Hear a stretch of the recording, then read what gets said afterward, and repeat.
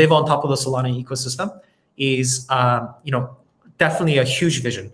And I hope that Terra USD can be an important part of helping to decentralize and to keep that ecosystem censorship resistant. I'm a big fan of Thorchain because I believe that sort of the ability for decentralized exchanges to exist without, sort of centralized relayers or oracles or bridges, I think that's a pretty big vision. I think they're just about like recovering from sort of the series of hacks that they had to go through. But I think as an ecosystem, they're going to rise stronger than what came before. They have a number of different preventative and security measures in place that's going to make it more difficult for Thorchain to get hacked. And of course, I'm bullish on like a ton of different things that are happening in the Ethereum ecosystem. Like on my side, I'm sort of spending a lot of times like looking into NFTs and metaverses. That's sort of like educating myself on the things that are type of possible here. Yeah, I noticed you've mentioned NFTs a lot, and I've seen so many spreadsheets, I think, with listing out the dozens and dozens of NFT projects coming to Terra. What are your thoughts there? Do you think there's some hold Ethereum has over the NFT market, that like an Ethereum NFT is the standard now? Or do you think we're going to move away from that, just as, we see a ton of successful NFT projects on Solana? Do you think that's going to come to Terra as well?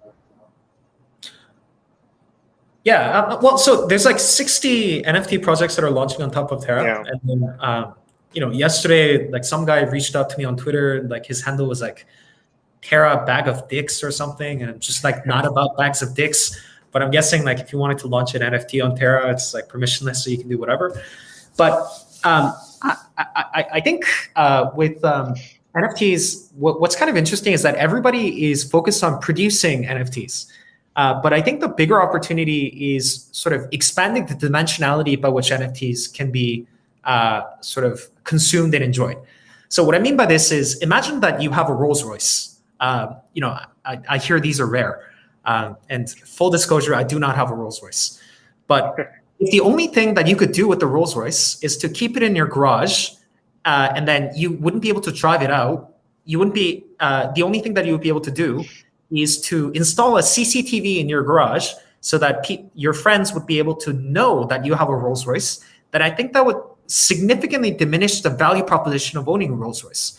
And that's kind of what's happening with these NFTs, right? So most of the NFTs and the things that are being done is in the sort of the profile picture type of space. But really, like the utility of your Rolls Royce increases if you could drive it out and like, let's say, like show it off to your girlfriend, or it's whatever you do with nice cars, like take it out for a drive or something like that. So the value of these non-fungible assets increase when you sort of expand the utility of the things that you could do with them. The value of your nice house increases on, let's say, what's like a nice place in like LA, let's say Bel Air or something like that. If you can throw out house parties and invite like a bunch of people so that you can show it off, and you can build like a family in these houses and things like that, right? Like if it was just you, there's not that big of a difference between a 1-bedroom apartment and like a $20 million mansion in Los Angeles, right? Yeah. So I think what NFTs sort of represent is that if they're starting to get composed with each other, they can start to break down the natural laws that sort of limit the usefulness of various different things in the real world. Because things that you build in metaverses or the things that you build online does not need to be bound by those same laws. So, for example, you would be able to sort of compose different types of identities with these sort of, let's say, profile picture NFTs that you purchase in various different things. And then you'd be able to compose that to form your own identity that isn't bound by, like the genetic composition of, various different factors that determine whether you're like a beautiful looking person or whether you're tall or whether you're short. Like you would have the agency of determining your own identity versus having that dictated to you by like the congenital conditions of who your parents happen to be.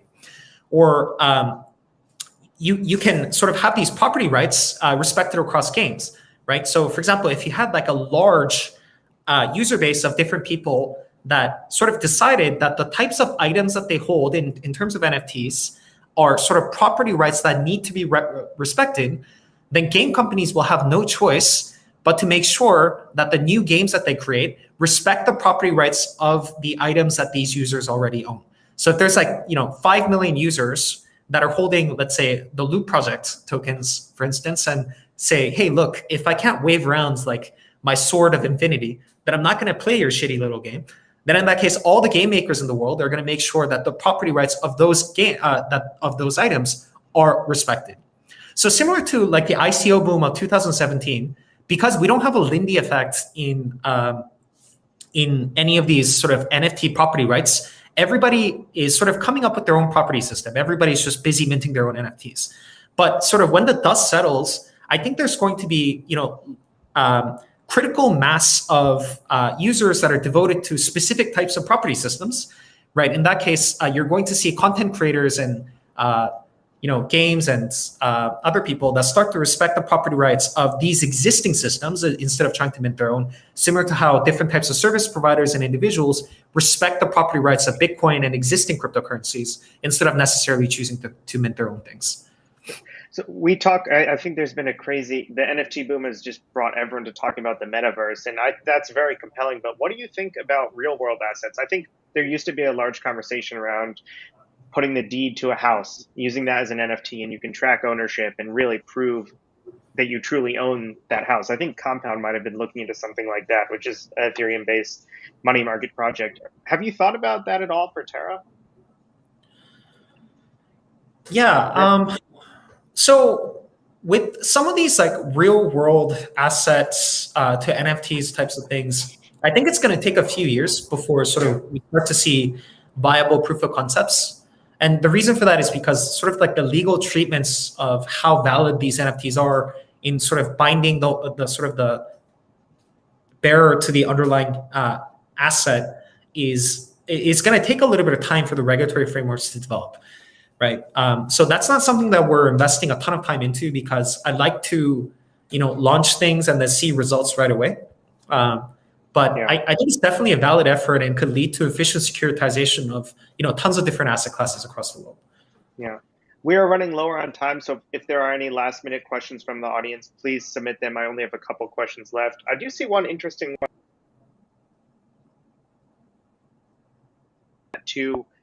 What are the biggest concerns you have? Is there anything top of mind that you think is the biggest blocker that's stopping Terra from succeeding potentially in the future?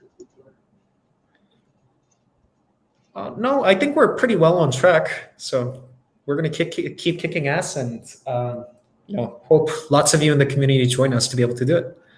Awesome. And then I would like to ask, is there one specific project you're most excited about? No, there's like lots of different projects that I'm excited about right now. Gotcha. And then the last question prepared, I am curious, aside from blockchain crypto, what are some of your main hobbies just in your personal life? So I enjoy hiking. I try to do that every week. I used to be like a long distance runner, but I've gained a lot of weight while doing Terra, so that's kind of a little bit harder to do. But hiking is a little bit easier, and then it's sort of like a form of meditation because it helps you clear your mind, and it's sort of analogous to the types of things that you have to do as a founder. I do enjoy drinking, mainly whiskey is my drink of choice. So yeah. And besides those things, I don't really have a ton of free time to be able to do, to be able to explore other hobbies. Gotcha. Are you going to be at any of the conferences coming up in the next few months? I don't really plan these things too far ahead, but I'll try to be in Portugal in November. Oh, nice. I'm going to be at ETH Lisbon. So yeah. Sweet. That sounds great. So I don't see any more questions from the audience. I know, folks in my community love what you're building, and they're really grateful that you came on, and I truly appreciate it as well. I learned a lot. So thank you so much, Do. Thank you so much. Yeah, cool. So with that, I'll end the stream. Thank you everyone for watching. All right, and we're live. So I think a lot of folks are excited about tonight's stream. I have Do Kwon with me, the founder and CEO of Terraform Labs. I have a few topics I want to cover, namely regulation, UST, decentralization, and the future of Terra. But before we get into that, Do you mind just introducing yourself briefly for those that might not be familiar? So hi everyone, thanks for joining. I'm Do. I am the founder of Terraform Labs. We are the core developer behind Terra Money, which is a lot of different things, but it's sort of a layer one platform that sort of natively wraps around decentralized algorithmic stablecoins. And in this category, Terra USD, which is the flagship stablecoin of the ecosystem, is the largest in its category. Awesome.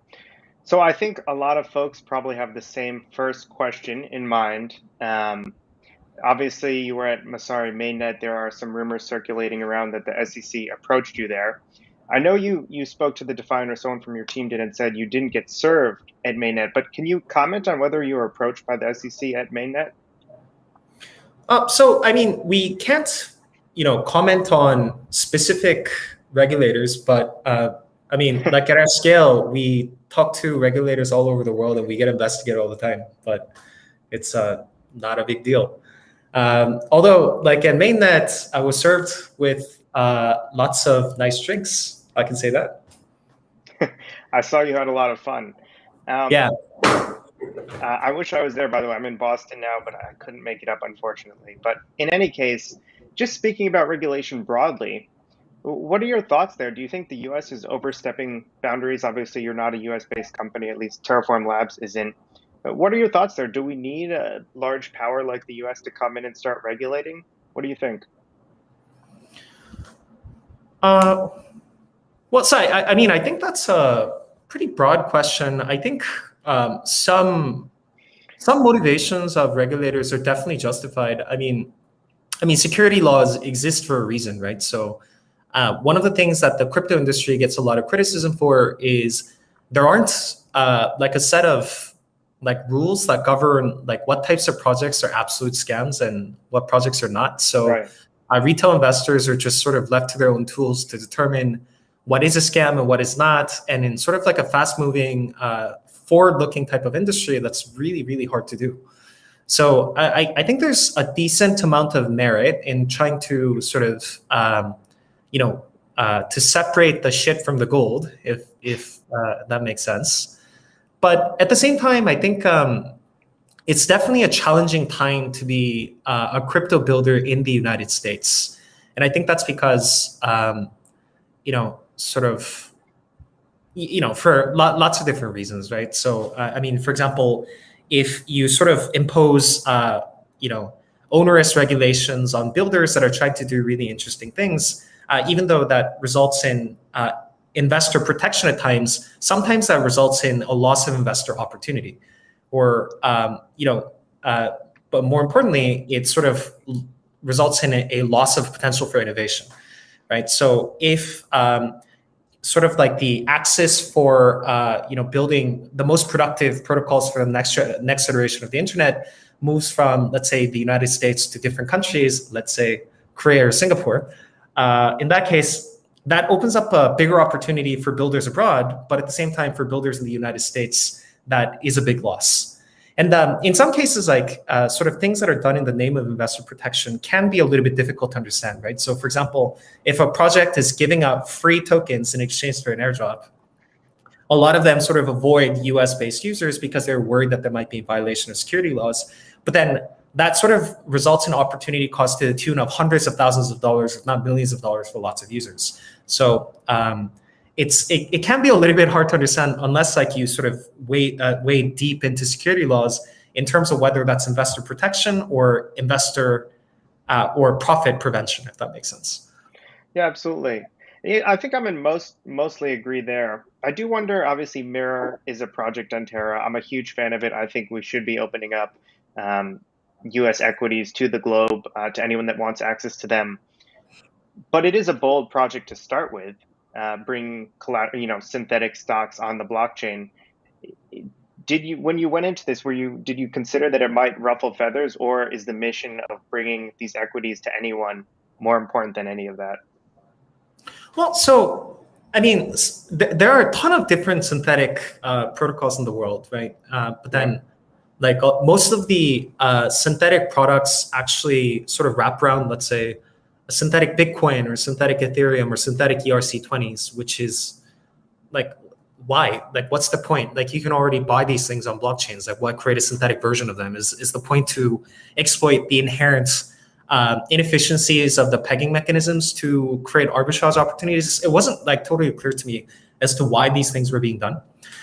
One thing that's clear is that one thing that's clear is that there's a lot of people that don't have access to some of the most attractive asset classes in the world.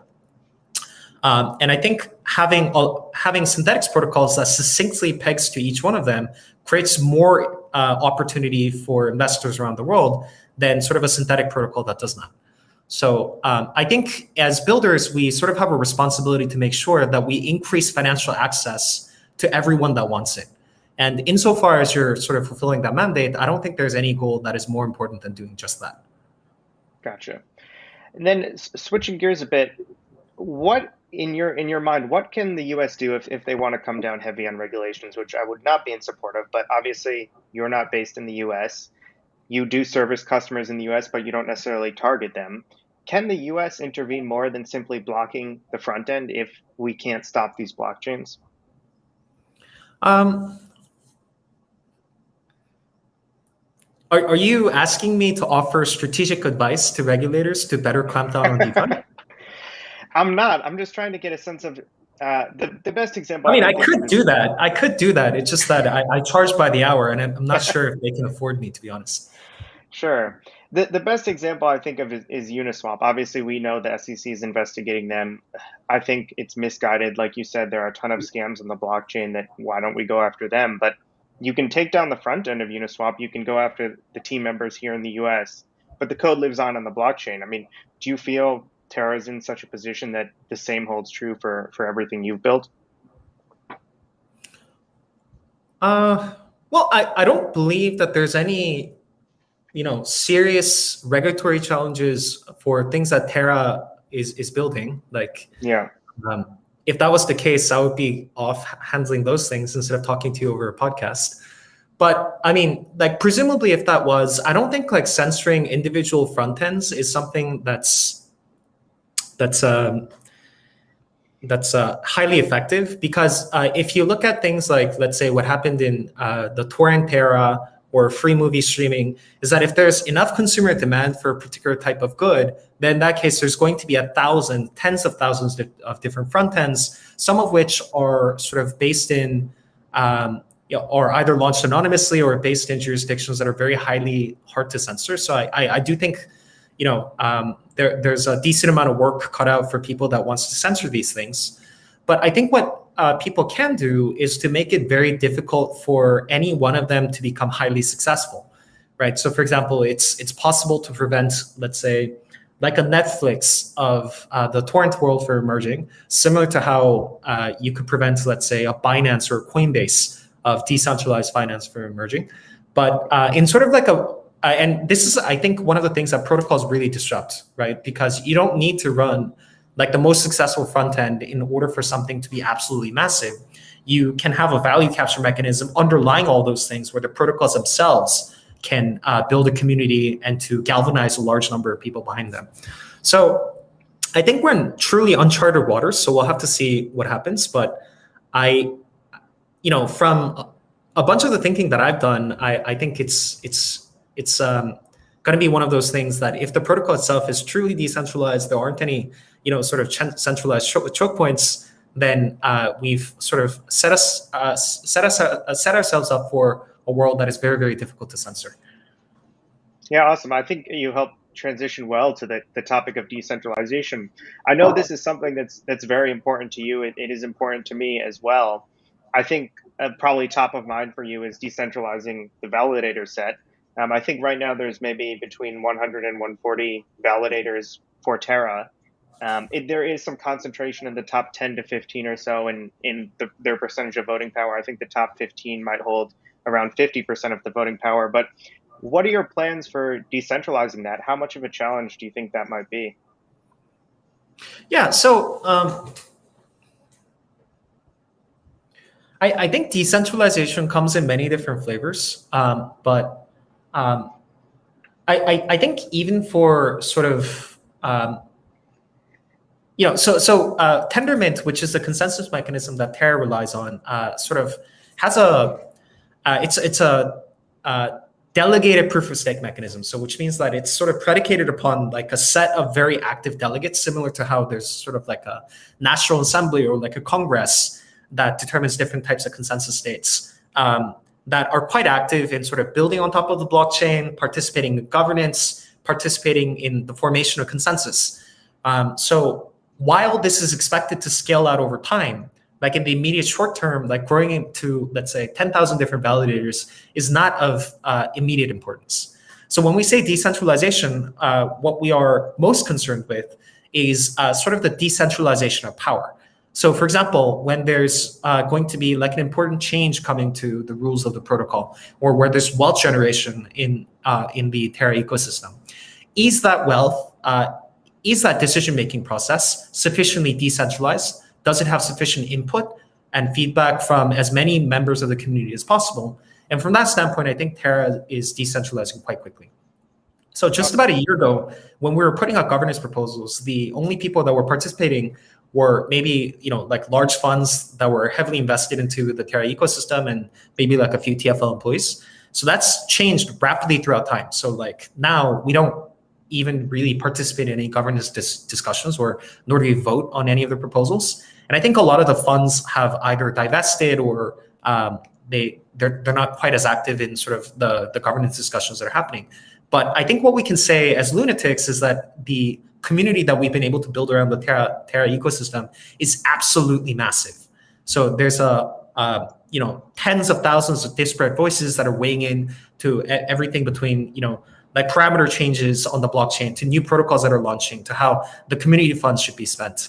So I think sort of decentralizing and making sure those voices are heard and are synthesized into new directions for the protocol is step one. And step two, sort of I want to say like the number of validators or people that are participating in consensus, sort of like a natural secondary effect to that. Gotcha. You brought up something interesting. I'm curious. I think a lot of people are probably envious of the community your team and you have been able to build and has grown over the past 6 to 8 months. It's been crazy to see the lunatics, as they're called. Can you talk about how you achieved such success in building such a strong community? I think Terra probably has one of the strongest communities in DeFi in general. So what do you think is the reason for that? Well, I think